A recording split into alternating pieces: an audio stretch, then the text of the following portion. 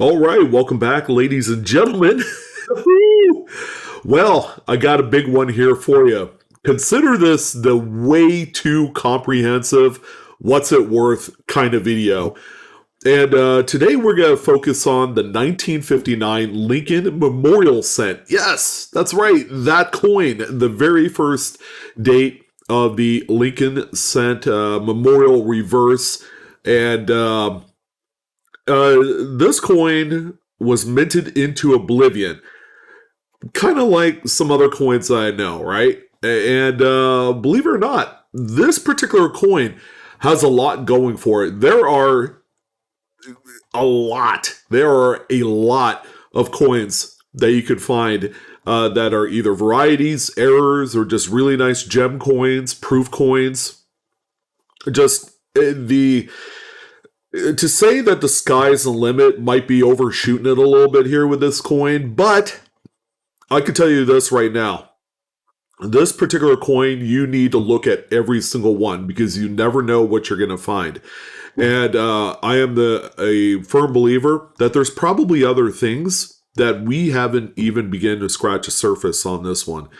So 1959, the U.S. Mint produced a Philadelphia and a Denver Mint business strike coin. These are circulation strikes. They're considered unk. They're the type of coins that are made specifically for circulation use. So these are going to be the coins that we find out in change today. And more than likely, the coins that you're going to come across are going to be a really nice circulated brown, there's, I would say there's not too many that I have seen that were really too far gone. These coins have aged well, and again, that has a lot more to do with the mintage. So let's go ahead and start with that.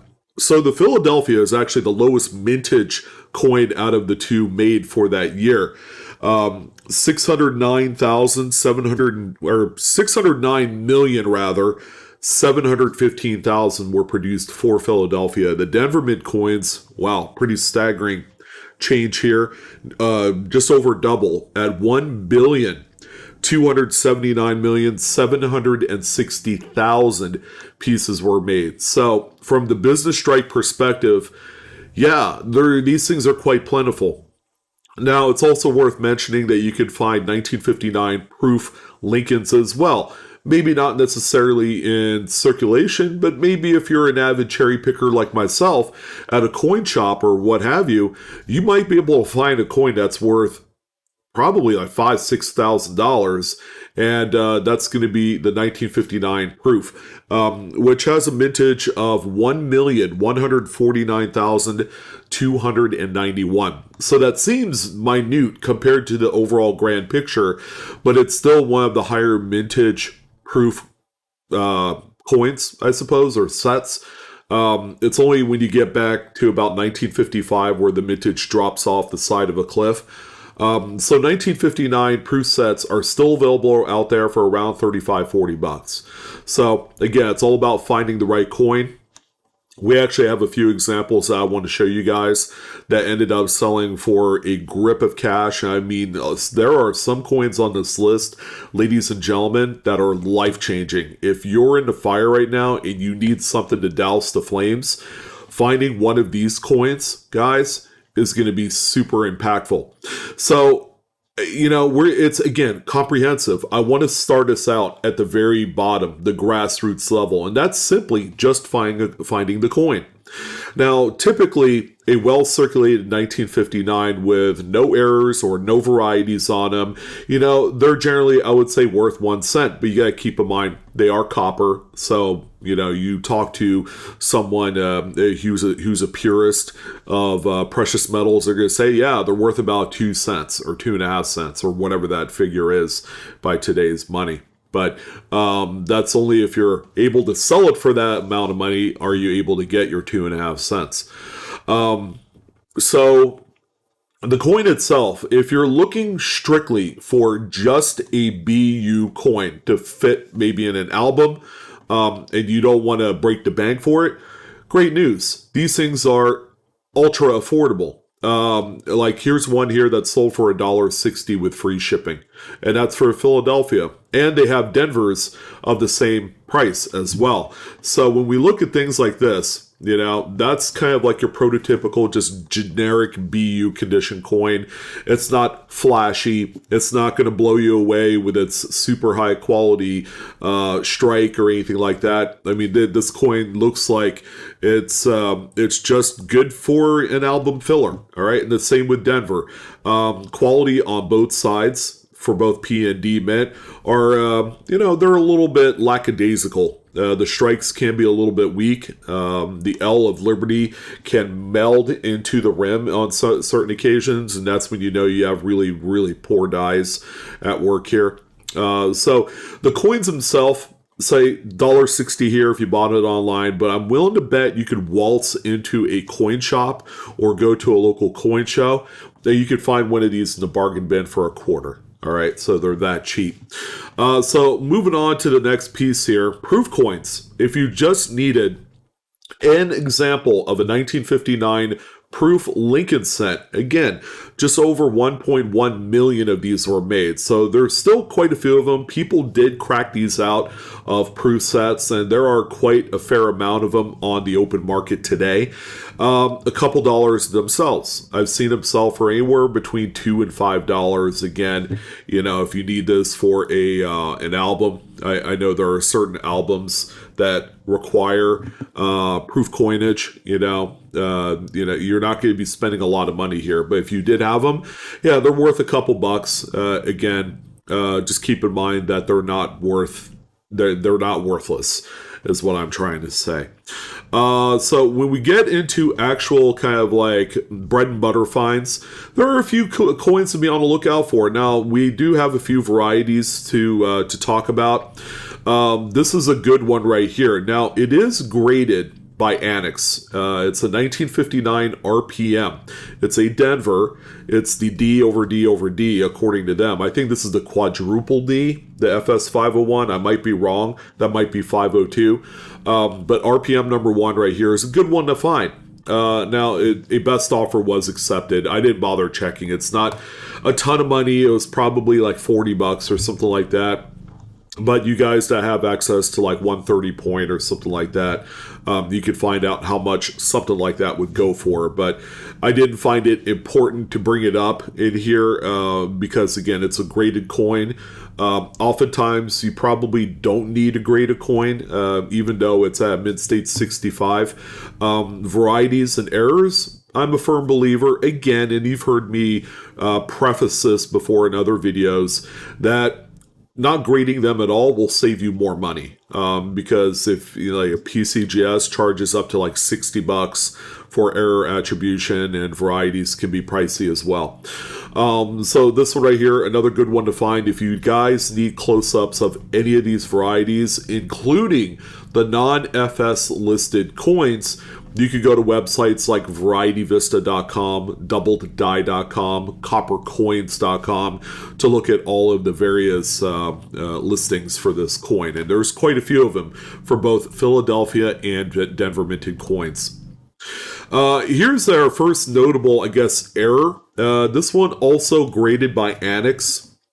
And again, this is probably a coin that you don't need to grade by that company, but this is a 1959 P Lincoln that was struck on a split blank.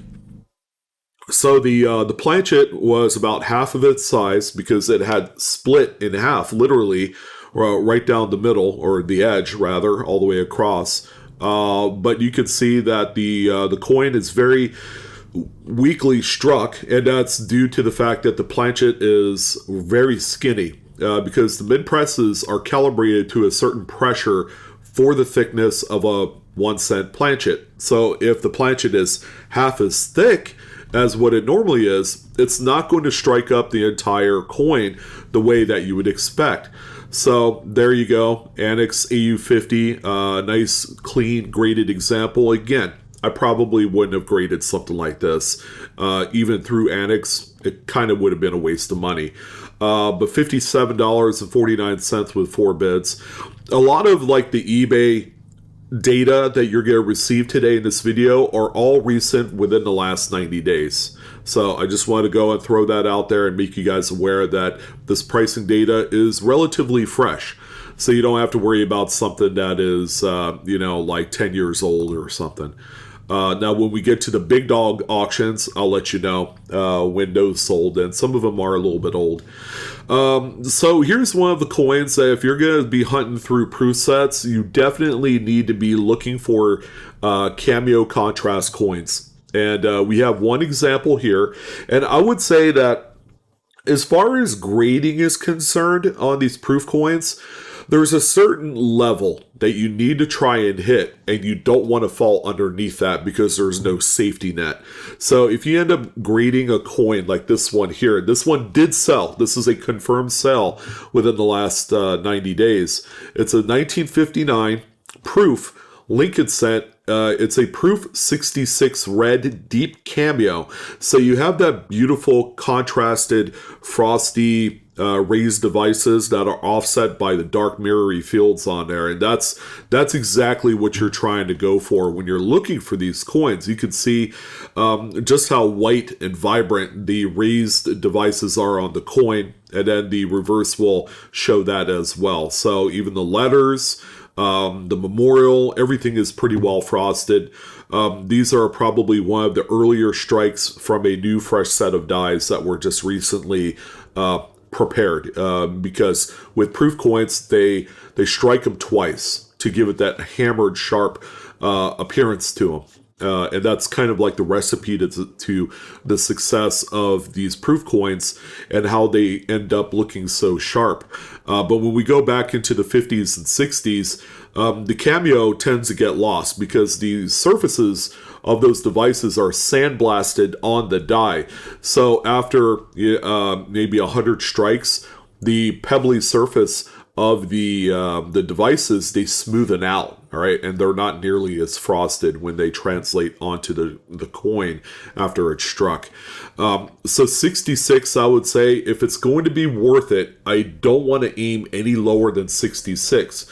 And that's okay. It's a proof coin. These are going to grade out really nice anyways, but you certainly don't want this to come back as, say, a 65, because it continuously drops like a hammer price-wise after you reach 66. So this one right here did sell for $170. As you can see there, again, when you're investing the money in grading, you have to wait 30, 45 days for the coin to get back, and then you have to list it, and then you have the fees. You want to make sure that it's equitable for you to do this. Otherwise, you will just have a coin that you're going to add to an album or a collection, or sell raw, where, you're going to have a hard time getting 10, $15 for a coin like that if it's not graded. Proof coins can also come in a myriad of beautiful colors, and the colors generate in the original US Mint packaging. They used to use this plastic film back in the day that really did a number on the coins. They either oxidized the coins, they added milk spots to the coins, and that's true for a lot of the silver pieces that are in the proof sets. But on certain occasions, depending on the environment, of course, with humidity and all that stuff, heat, you do earn some pretty gnarly colors, like this proof vividly toned example that you see here. And copper compositions, ladies and gentlemen, tones very beautifully. But coming out of the proof set looking like this, that's all original. People have tried to accelerate the process of toning these things, and they just don't work out. The big litmus test with these coins is send them off to PCGS. If they come back straight graded, which means they don't say artificially color or whatever on the thing where it's a details grade, then you're in good shape. All right, and they will grade these as either red, brown, or brown. Oftentimes with tone coins, they won't grade them as full red. So just to let you guys know. But this one right here, straight graded, gorgeous proof 66 red brown. Again, this is like a really good cash grab right here if you're able to locate these. And I would say that these are underrated in a sense that not too many people actually look for these. They're usually hung up on varieties, errors, and finding the deep cameo, and they'll usually kind of like overlook colorization on the coins themselves, primarily on the Lincoln cents. They'll try and look for them on the silver, like the Franklin half, the quarter, and the dime. But they'll overlook the Lincoln cent for whatever reason, because in the packaging they appear darker than they actually are. But this was a $250 sale, very respectable. Proof 66 red brown without the cameo, but it has the toning. It's as good is finding a coin with deep cameo that doesn't have the toning. So again, very worthwhile to send this out to PCGS.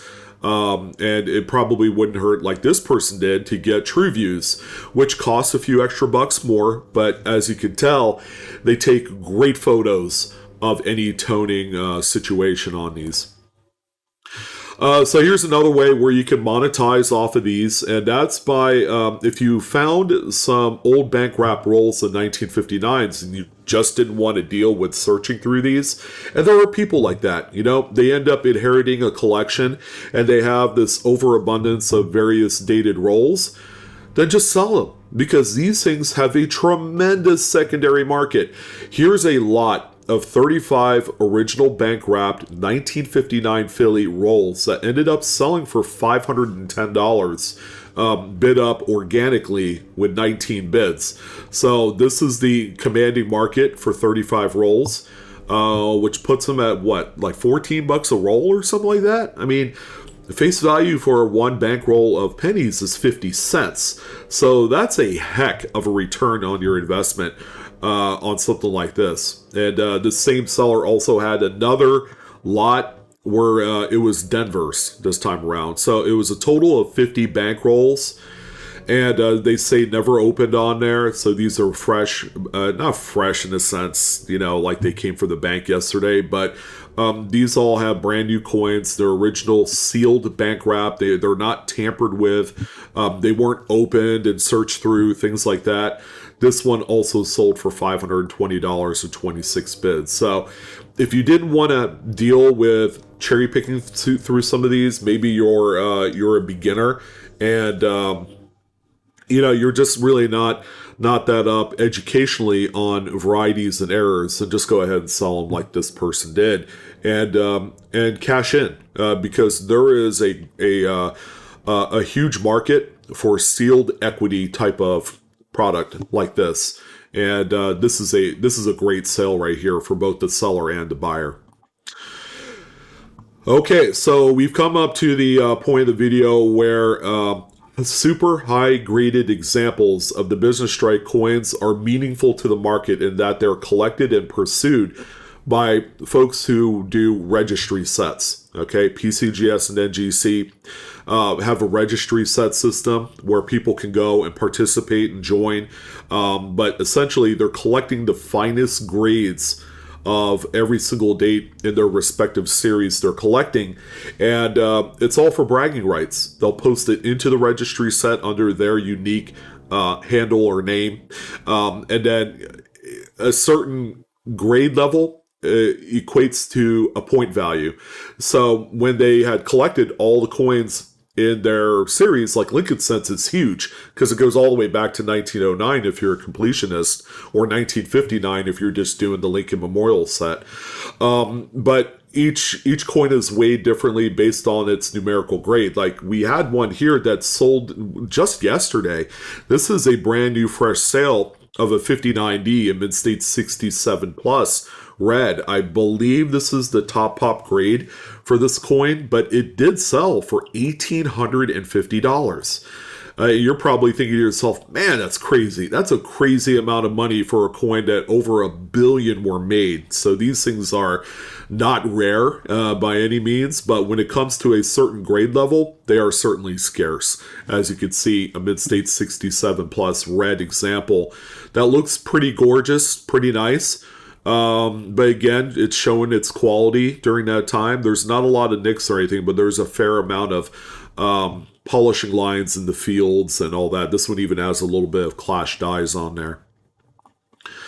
Here are a few coins that, well, this one did sell here, I believe. No, this one is currently available. This is another toned, just amazing proof 1959 Lincoln. And this person here has this one at $1,883. However, it's a 65 brown. Compared to that other toned Lincoln before, which is just as pretty, but, that one sold for $250. Someone paid that. That's the commanding market for color proof 59 Lincolns of that type.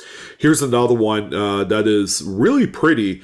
It has the most desirable tone color, which is green, and it's got plenty of it in this coin here, and even on the reverse as well. But this is prototypical toning that you would find in the original mint packaging.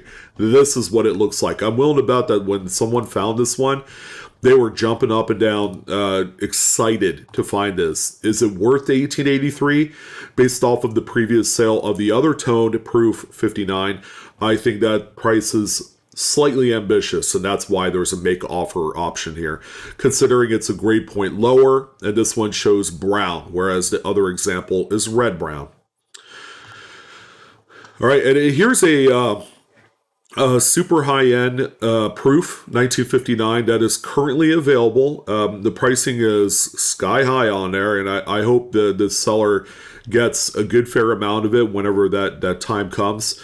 59 proof Ultra Cameo. Now, NGC designates Cameo differently than PCGS. PCGS uses Deep Cameo. NGC uses Ultra Cameo, but they're the same thing. So this one has nice frosty devices, and currently it's at $6,000. All right, you guys ready for the super high-end stuff? Here you go. Here's another super high-end registry level coin that sold on Great Collections in 2018. All right, so we've come to the point in the video where we're using like bigger prestigious auction sites like Great Collections and Heritage for the leftover coins on the list, and this is kind of like where the big dog values are. 1959 Mint State 67 Plus Full Red was the top pop back in 2018. It is not that anymore. There's actually a 68. And we're going to talk about that here momentarily. But at the time, this one sold for $4,218. This was the top end grade for this coin. Beautiful, very, very satiny smooth, very silky strike to these. And, you can come across these that look like this. That don't have any distinguishing marks in the fields, which is kind of like the key for these things to grade so high, is to be just overall clean and a really very good strike. But there you go, $4,200 for that one. Here's another gem proof, proof 68 from Stuart Blaze Red Copper Collection. As you guys know, this is one of like the big headliners from recently during the holidays of last year. Here's a proof 68 Deep Cameo that sold for $5,240. And this is a gorgeous coin. Very, very nice example, as you can see. It's got all the frost. It's got the deep, dark fields in there. And when you have that kind of like balancing contrast between the two, you have a coin that is incredibly visually stunning. Especially for registry set folks that want coins like this in their points-based system. And then here you go. Well, this is a Denver, but this is the finest graded 59 Lincoln between both Philadelphia and Denver. Mint State 68 red. This one is another relatively recent sale in September of last year. Coinciding, strangely with the Stuart Blay sale, which was also in September. But check that out, $19,202 for this bad boy right here. I mean, this represents everything that's wrong with the hobby, right? Or am I wrong? I think I'm wrong right here because, again, this is a registry set driven type of affair. And the folks that are participating in this have the most amazingly deep pockets. I would venture to guess that this is kind of like a rich man sport when you get into registry sets. And it's never been more popular than it is today. And there you go. Case in point, a relatively fresh sale from the last year or so at damn near $20,000 is just amazing to me.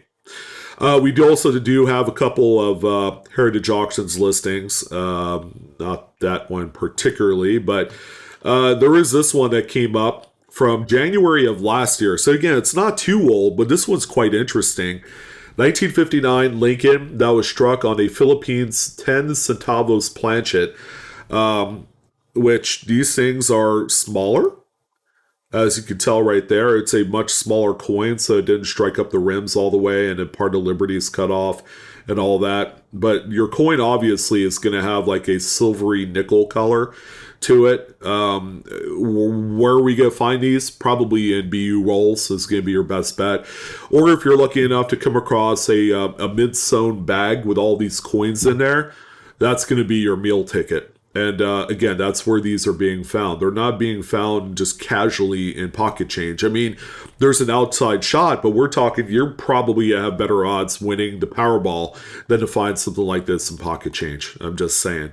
But most assuredly, if you do come across one of these in your hunts, it needs to be graded and attributed with the error on there. Again, this is something you're going to pay $60 to $100 to get graded, but the results show.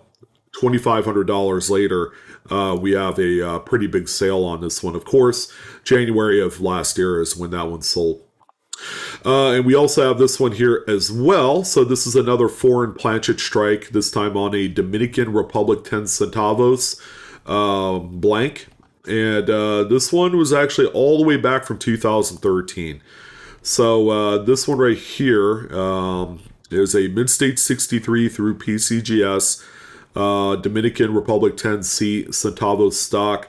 It is silver. It's 90% silver by composition and 2.5 grams in weight, I believe. Yeah, 2.5 grams. So that one sold for $3,818.75. 10 years ago money. I would probably guess that this one's probably worth a little bit more, maybe close to like $5,000 in today's collectibles market. And then finally, the last big coin that we're going to talk about for 1959 is a transitional FUBAR. 1959D Lincoln cent that was struck on a silver dime blank, which is 90% silver. The dime blank is slightly smaller. But yeah, your coin is going to have a nice silvery color, and if you are going to drop it like on a wood desk or something, it's going to have that distinctive silver clang to it when it hits the table. But there you go. Yeah, a number of these have sold over the years on Heritage Auctions. This one here is a NGC Mid-State 64, and people have found these. Crazy as it sounds, I think the last documented one now was actually found out in the wild. A gentleman had bought some BU rolls. I think it was like February of last year, and had found one of these in there. It actually had a little strike through on it as well. It was kind of a phenomenal coin, but he ended up keeping that one. But there you go, $10,575. Back April 5th, 2017 is a huge sale for this coin. So 1959 was quite the special year. There's a lot to look for. Again, check out those variety websites for all the various double to dies which show up on the 59 Phillies. The Denvers have all the RPMs, some quite phenomenal looking RPMs as well. Yeah, I think the Quad D RPM is FS502. Now that I think about it. And I actually have one in my collection, although it's not nice at all. It looked like it came out of circulation, but still a great find. But there's a lot of other great finds out there as well. And I challenge you guys to look for this. 59 is quite a special year. It's a transitional year design-wise, and that opens up a lot of like Pandora's box type situations at the mint where things could go wrong. People have said, well, You know, isn't there a 1959 Lincoln with the weed scent back reverse?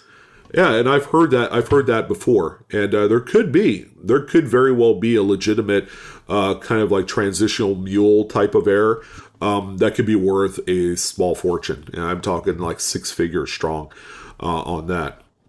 But that's it. You guys have fun. I hope you guys are enjoying the hobby as much as I am.